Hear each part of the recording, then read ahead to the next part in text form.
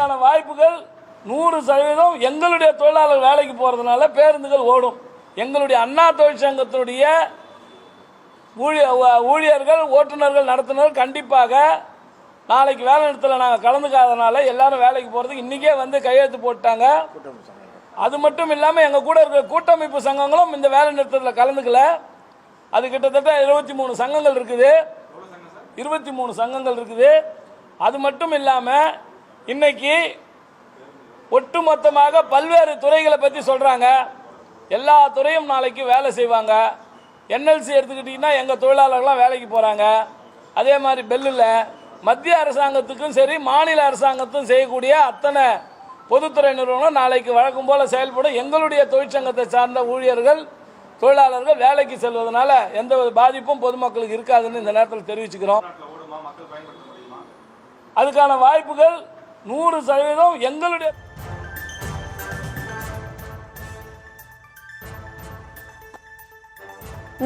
நாளை நடைபெறவுள்ள நாடு தழுவிய வேலைநிறுத்த போராட்டத்தில் அதிமுக தொழிற்சங்கம் பங்கேற்காது என அறிவிப்பு வெளியிடப்பட்டுள்ளது. தொடர்பான கூடுதல் விவரங்களோடு இணைகிறார் நமது செய்தியாளர் ராஜேஷ். வணக்கம் ராஜேஷ். விவரம். வணக்கம். அதிமுக இந்த நாளை நடைபெறக்கூடிய இந்த பாரத் பந்த், நாடு தழுவிய இந்த ஸ்ட்ரைக்கிலே பங்கேற்காது என்று அறிவிப்பு வெளியிடப்பட்டிருக்கிறது.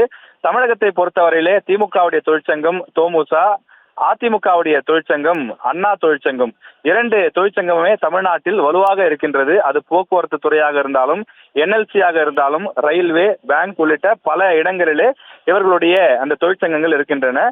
நாளை நாடு தழுவிய வேலை நிறுத்தம் என்பதனாலே தமிழகத்தில் ஆட்டோ, கார், அதே போல பேருந்துகள் போன்றவை இயங்குமா இயங்காதா என்று சந்தேகம் நிலவி வருகின்றது.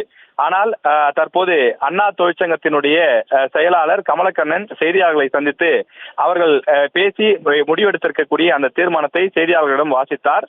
அதன்படி இந்த நாடு தழுவிய ஸ்ட்ரைக் போராட்டத்தில் தாங்கள் பங்கேற்க போவது இல்லை என்றும், நாங்கள் வழக்கம் போல பேருந்துகளை ஓட்டுவோம், வழக்கம் போல தமிழகத்தில் ஆட்டோக்களும் கார்களும் ஓடும், நாங்கள் இந்த ஸ்ட்ரைக்கிலே பங்கேற்க போவது இல்லை என்று அதிமுக தொழிற்சங்கத்தின் சார்பில் அறிவிப்பை வெளியிட்டிருக்கிறார்கள். அதற்கான காரணம், இதில் 17 அம்ச கோரிக்கைகளை இந்த ஸ்ட்ரைக்கிலே ஈடுபடுபவர்கள் தெரிவிக்கிறார்கள். ஆனால் அது அனைத்துமே மத்திய அரசை நோக்கி மட்டுமே இருக்கிறது. மாநில அரசாங்கத்தை நோக்கி எந்த கோரிக்கையுமே இல்லை. உதாரணத்திற்கு தமிழகத்தில் போக்குவரத்து துறையில் ஏராளமான காலி பணியிடங்கள் இருக்கின்றது. அவற்றை நிரப்ப வேண்டியது மாநில அரசுடைய கடமை. ஆனால் மாநில அரசுக்கு எந்த அழுத்தத்தையும் கொடுக்காமல் மத்திய அரசுக்கு மட்டுமே அழுத்தம் கொடுக்கக்கூடிய காரணத்தால் இதனை நாங்கள் ஏற்கப் போவது இல்லை என்று அதிமுக தொழிற்சங்கமான அண்ணா தொழிற்சங்கம் அறிவித்திருக்கிறது. இதன் மூலமாக நாளை பொதுமக்கள் யாரும் அச்சப்பட வேண்டாம், பயப்பட வேண்டாம். தங்களுடைய வியாபாரத்திற்காகவோ, தொழிலுக்காகவோ, வேலைக்காகவோ செல்லக்கூடியவர்கள் வழக்கம் போல பேருந்துகளையோ, ஆட்டோக்களையோ, கார்களையோ பயன்படுத்தலாம். அவை தங்கு தடையின்றி வழக்கம் போல இயங்கும் என்று தெரிவித்திருக்கிறார்கள்.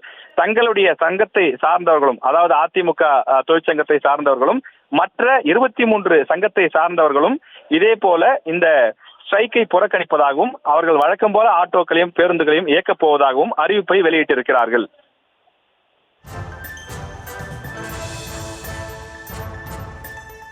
விவரங்களுக்கு நன்றி ராஜேஷ்.